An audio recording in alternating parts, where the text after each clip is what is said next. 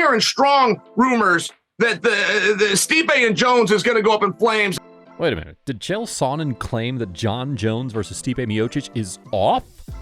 Well, then who will Jon Jones fight next? And where? I'm hearing strong rumors that the Stipe and Jones is going to go up in flames and that Sergey Pavlovich versus Jones is happening in August. I'm hearing strong rumors on that. It's strong enough that I can tell you that's at least being pursued. If you did have partners in Australia, you promised them Izzy, and you said, look, I can't deliver, but I can bring you Jones and Pavlovich. Are we good? They'd probably say, yeah, we're good. To correct Sonnen, UFC 293 will take place in Sydney, Australia, and in September, not in August. Now, Sonnen's sources are rarely credible. Not very long ago, he said that Paulo Costa will face Khamzat Chimaev, but instead, the Brazilian ended up getting matched up against promotional newcomer Ikram Aliskerov. This time around, however, we have strong reason to believe what Sonnen is saying may be true.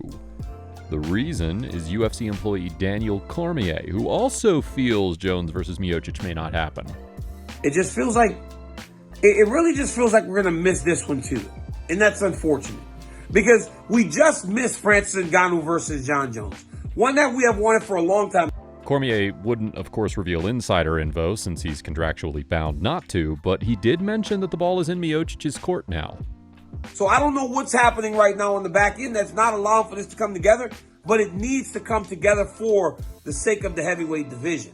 Because right now, we can't afford to have Jones missing for as long as he was last time, or even a fraction of that. He seems to be wanting to go right away.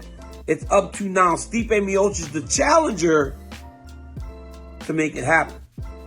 Is Jon Jones versus Sergey Pavlovich a more intriguing fight than Jon Jones versus Stipe Miocic? We'd love to hear your thoughts on this one, so please subscribe to our channel and then write to us in the comments.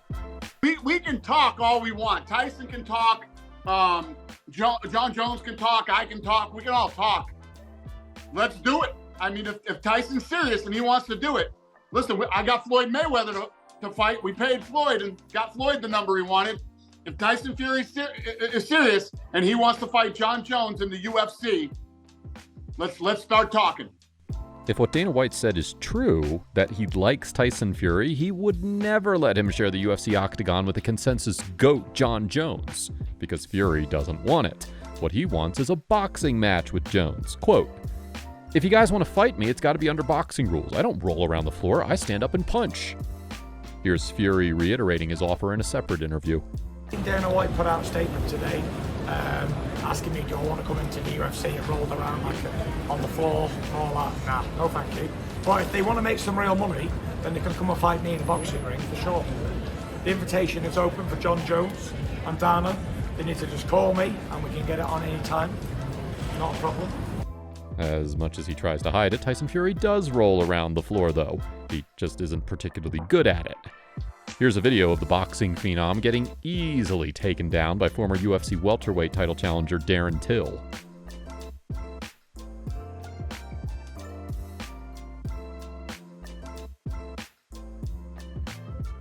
With a wrestling defense like that, Daniel Cormier thinks Tyson Fury has zero chance against Jon Jones in MMA.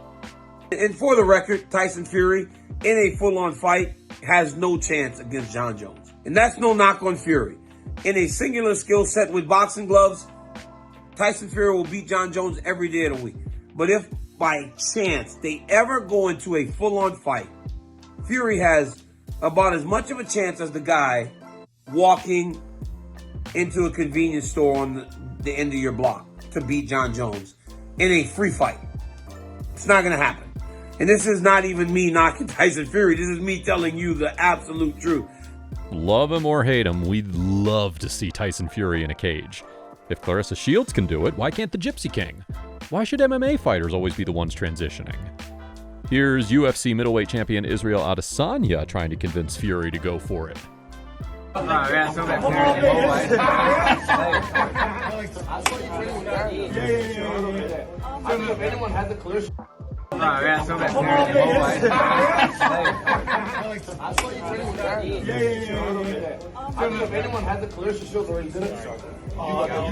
ain't going to no cage. I'm just saying, you a gypsy. No, listen, I'm a straight up boxer. Yeah, well, thank you so much. According to their rules, brother. Why is everyone here? is a private conversation. And nosy bitch. Hey, let's go. I don't know what UFC want to do. So they give it to Colby that chance, and when he wins his last fight, I don't remember when he wins. Who he did win against? Nobody. He's not nobody. He wins against nobody. So Usman broke his chain 2 times. He knocked down him. That guy, he's shit. And they give it that chance for him because maybe he's from USA. Khamzat Chimaev is the latest in the long list of fighters who believe Dana White privilege well and truly exists, and he thinks Colby Covington is a prime example of it. Chimaev was one of Dana White's absolute favorites when he started in the UFC, but at this point in time, their relationship is going through a rough patch. A lover's quarrel, maybe. Chimaev has even unfollowed Dana White on Twitter, but luckily he still follows him on Instagram. Many speculate that the UFC is punishing Chimaev for ruining his UFC 279 main event with Nate Diaz after missing weight by nearly 8 pounds and then laughing about it. 178 and a half.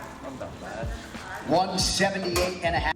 Nonetheless, Chimaev is rumored to fight former UFC welterweight champion Khamzat Usman at UFC 294 in Abu Dhabi in October, and he has a stern warning for him.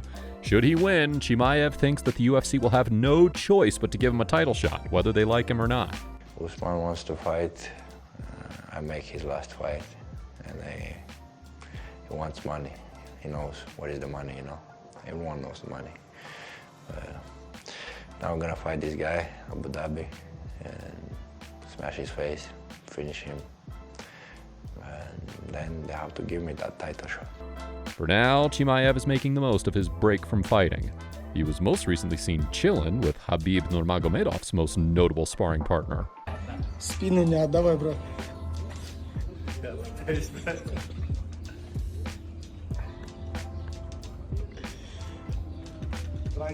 Try to go that side, coach. MashaAllah.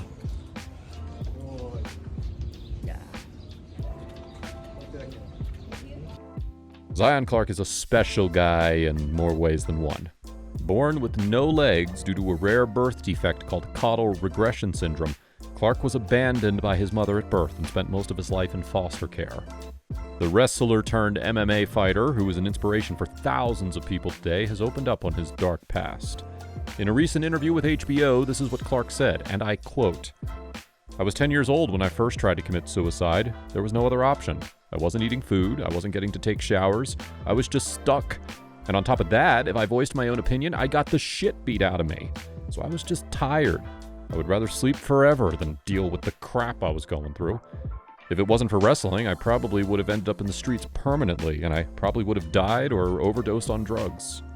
Clark made a successful start to his MMA career by securing a decision victory against Eugene Murray in December of 2022. He was recently seen smashing Jon Jones in a push-up challenge at UFC 285. All right, we gonna do one tip for tat, all right?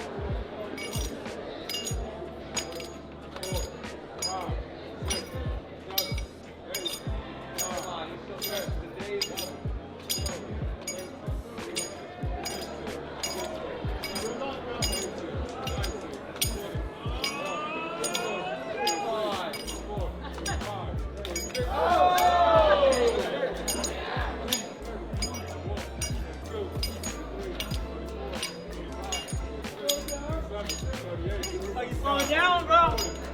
Oh, yeah, let's go! Let's go!